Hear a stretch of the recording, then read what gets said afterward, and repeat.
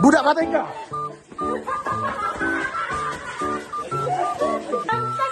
Nak cium kepala cikgu balik.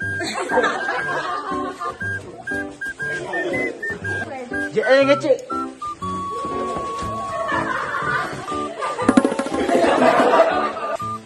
JL yang acah-acah garang tapi manja. Yang suka ambil air tak payah. JL makan begak. JL kata nak naikkan gaji tak nak naik.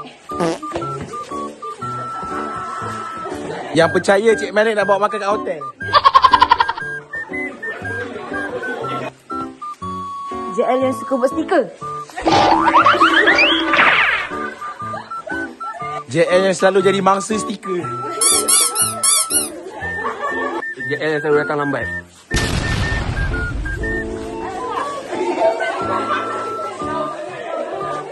JL yang tak mandi 3 hari. JL kening tobek.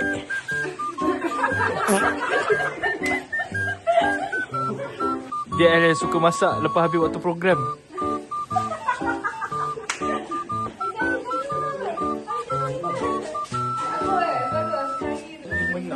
JL suka serabutkan Fateka.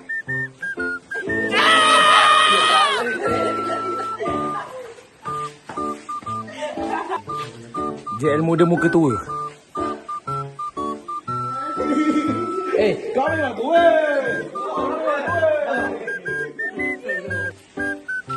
JL yang tak cukup tinggi.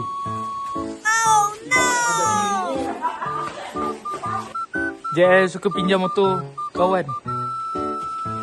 Lagi tolong. Lagi sekarang. JL selalu pancit masa trekking.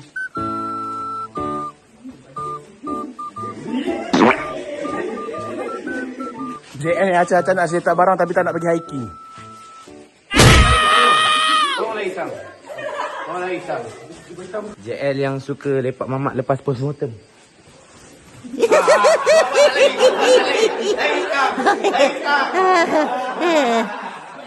Bye.